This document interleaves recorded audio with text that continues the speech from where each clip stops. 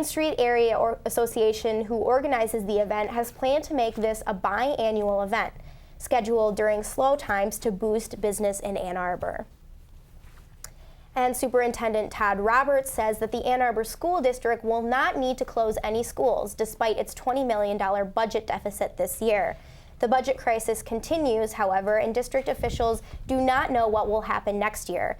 They are, however, reviewing how each school-owned building is being used in an attempt to evaluate how the district is doing on its plan in handling the crisis.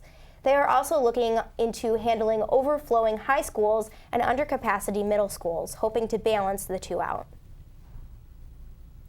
And a former University of Michigan football player has been sentenced to probation for sexual assault.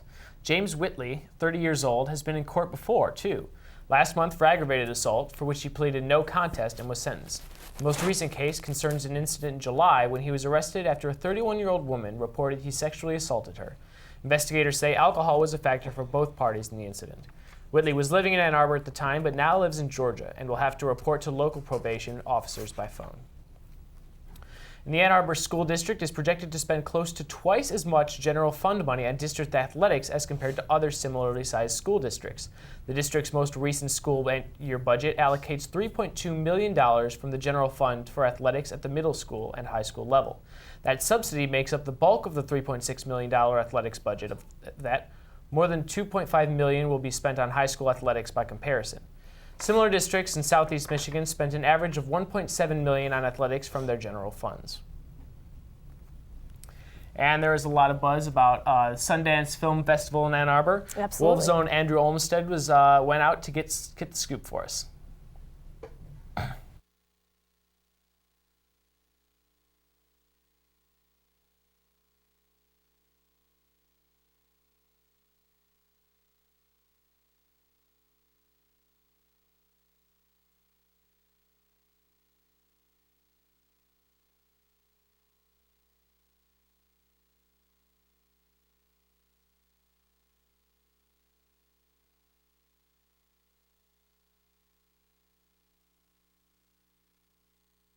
Technical difficulties. We're going to throw to a quick commercial break, and we'll be back with more Newsfeed.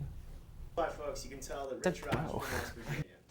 All right, well, that's all the time we have here today on You Say Maize, I Say Blue. Stay tuned next week for more action. Yeah, I mean, it's a pretty good show, Andrew.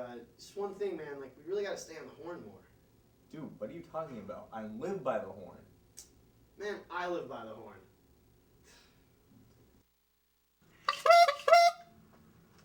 Andrew, man, get up. You're not living by the horn, man. Yeah, I am.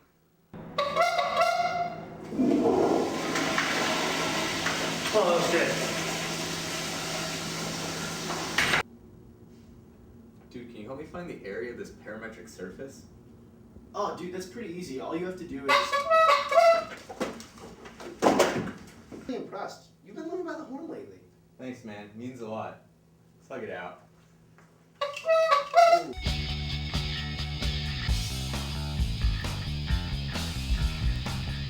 Welcome back to Newsfeed. Now we're going to turn to a worldview. A new audio tape has emerged, allegedly from al-Qaeda leader Osama bin Laden, claiming responsibility for the attempted attacks on Christmas Day. The tape aired in the Arabic language news website Al Jazeera and says, quote, "The United States will not dream of enjoying safety until we live it in reality in Palestine," end quote. The tape has not yet been confirmed to be bin Laden, but the CIA has been able to confirm bin Laden's tapes in the past. He is currently believed to be hiding in the Pakistan-Afghanistan mountain region. Crews are cleaning up after a 462,000-gallon oil spill that was made a day ago. The spill occurred when an Exxon Mobil tanker collided with two barges near Port Arthur, Texas. A 50-block area evacuation was imposed after the collision occurred because the spilled oil contained a dangerous chemical, sulfide. So far, 10% of the oil has been cleared. It is not yet known when the port will reopen or when crews will be able to finish cleanup. And Alex is back in the studio with your full weather update for the week. What can you tell us, Alex? Thanks, guys. Currently outside tonight, we've got a temperature of 31 degrees under cloudy skies that may hold a few snow showers for us. Nothing that should get us more than ½ an inch tops, and that's if a snow flurry decides to make its way to Ann Arbor from the snow that's in the area.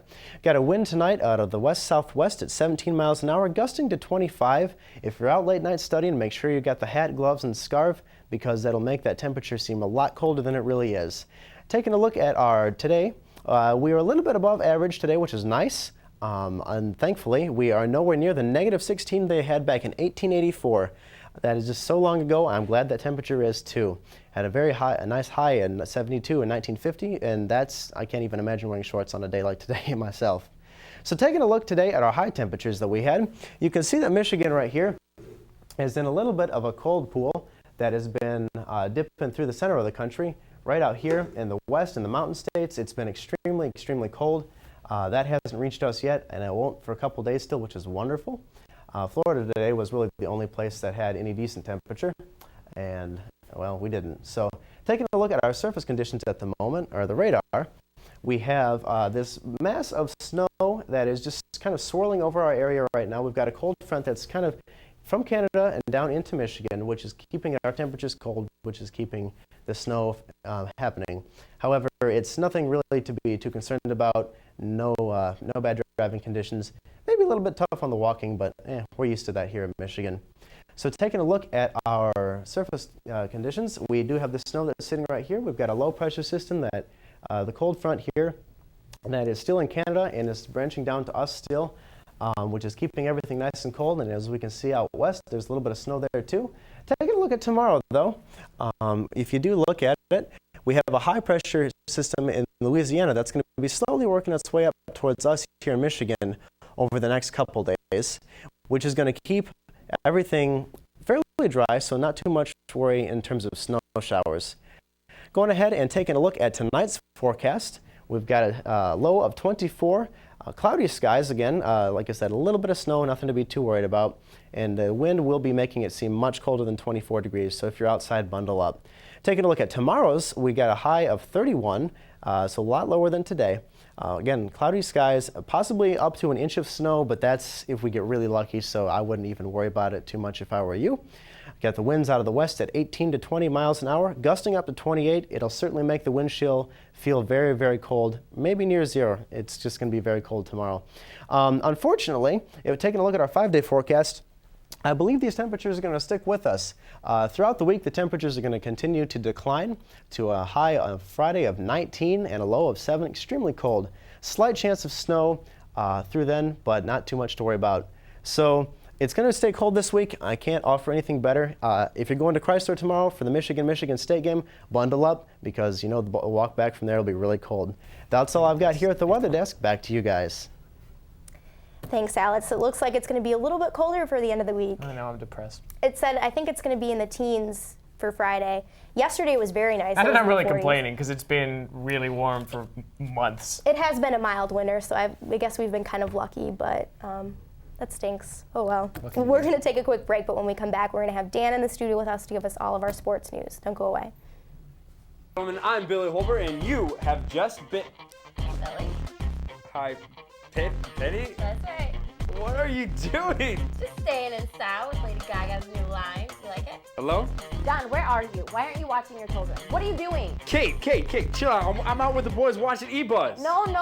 It is my night to watch E-Buzz. What are you doing? Look, I'm watching E-Buzz. I gotta watch E-Buzz. It's my night. Don, you can watch E-Buzz on the blog. It is my turn to watch it. You go find your children right now. Oh, there's 8 of them. Why don't you find a few? Go find your children. I'm watching E-Buzz. Fine. Oh, you're such a... And this year's Wolvie for the best show goes to You Say Maize, I Say Blue. Woo! Now, I'm real proud of y'all. I'm gonna let you finish.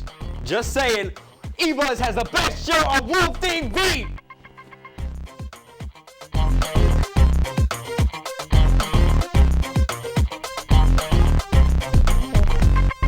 Welcome back to Newsfeed, and we have Dan Ingram in the studio with us to give us all of our sports news.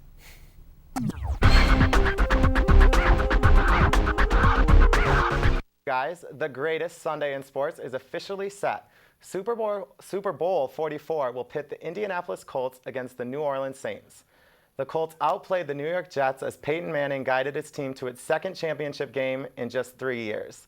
The New Orleans Saints will be playing in their first Super Bowl after sneaking by Brett Favre and the Minnesota Vikings in overtime.